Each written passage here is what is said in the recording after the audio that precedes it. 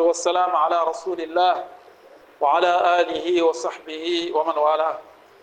أيها الإخوة المؤمنون، ما زلنا في هذا الحديث العظيم الذي يكفيه للعبد أن يجعله منهج حياته من ولادته إلى وفاته.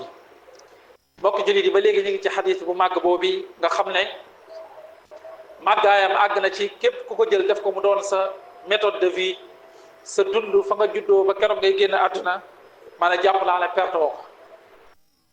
ñeenteel bi nga xam ne danañ ko laaj jaam bi buy dekkee yowmal qiyaam balaa moo bougé benn pas, bokk na ci wa an maalihi min ayna iktasabahu wa fiima anfaqahu.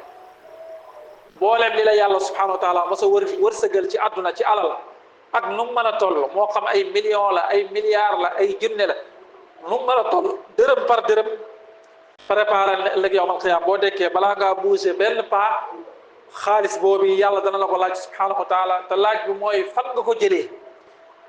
audit bi ñu lay njëkk a def mooy xaalis alal ji nga amoon, milliards yi nga amoon ak millions yi fan nga ko jëlee, ngay tontu. ñu lay laaj ngay tontu, ñu lay laaj ngay tontu ba mu jeex, ba question boobu jeex, ñu wëlbatiku laajaat la bi nga ko amee ba noppi fan nga ko dépensé. kon nga gis ne mbirum alal du fu ko nit ñi teg de. doomu aadama yu bari ni ñuy dundee mooy alxalaalu maa xalla fil yad.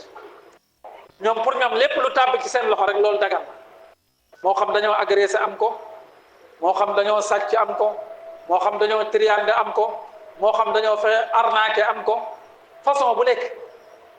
ñenn ñi sax àgg nañ ci ñàkk ragal yàlla ba àgg ci di présenter ay projet islamique, naan nit ñi damay tabax jàkk wala damay tabax daara, ñu jox la alal nga jël ko def sa poche. wallahi boo ko defee yaakaar ne nit ñi yëkkati seen alal di la jox ñoom nga nax. yaakaar nga ko tey de, waaye bés dina ñëw di nga xam ne naxoo leen, sa bopp nga doon nax.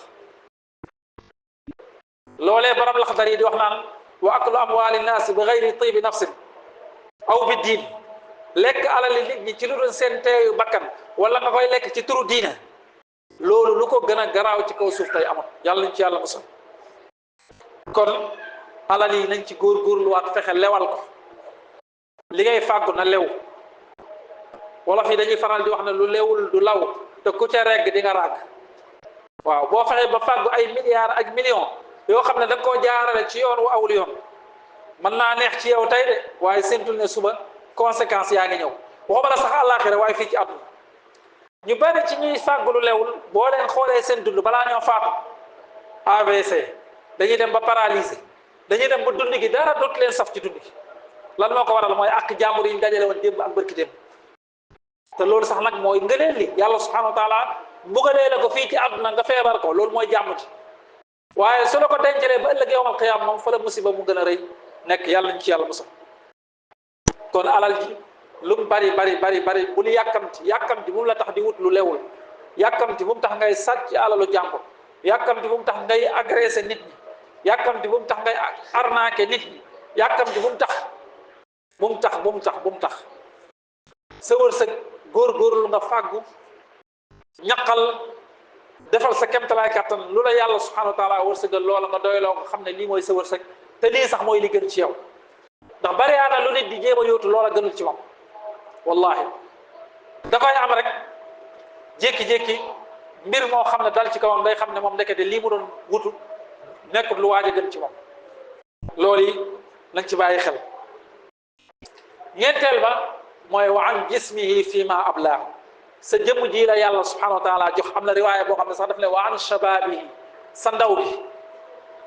moo ne lam njëkk a wax ci xadis bi mooy an umrihi fi ma afnaahu, ndaw gi mi ngi ci biir dund gi. waaye lan moo tax mu jël période ndaw muy ak jeunesse daal di koy seetluwaat ci biir dund gi? da lay wan ne ak ndaw lu cher la, lu am valeur. ndax ndaw muy ak ndaw ak waxambaane, kooku moo dàq jàng. lu gën a bari su jàngee dara da koy mokkal, su jàngee li ñuy comprendre da koy comprendre. su dee wàllu liggéey ci wàllu doole moo koy gën a man, bu dee wàllu liggéey ci wàllu xel moo koy gën a man. looloo tax dalaa bëgg a wan ne ndaw nekkut loo xam ne dañ ko war a foowe. ni ndaw ñu bari yaakaar ne man daal damay doxal sama ndaw, bis moo màggee dem ba màgget ba nga xam ne daanaka yàlla amatul soxla ci man, mu commencé di doxee kaan jëm ca jàkkee. déedéet jàppal ne période bi la àdduna soxlaa seytaane soxla la ko say bokk soxla la ko muy période bi nga gën a amee doole gën a am force période boobu la yàlla subhanahu wa taala gën a soxla ci yow nga jaamu ko moo tax xadiisu sabaatun mooy juróom-ñaari yonent bi sallallahu alayhi wa sallam wax ne bu ëllëgee yowmal qiyaama bu nit ñi dekkee nekk ca tàngoor wa yàlla daf leen di keral ci bés boo xam ne benn ker amul lu dul keroog yàlla dajaa tuddi ndaw loo xam ne dafa sacrifier ak ndawam ci jaamu yàlla loolu lu am valeur nekk ndaw ba noppi àdduna soxla la alal soxla la ndomba tànk soxla la yow nga nangoo wan ginnaaw yëpp jël sa bopp jox ko yàlla subhanahu wa taala kooku martaba bu rëy la lu rëy la lu màgg la yaa xam góor na wala jigéen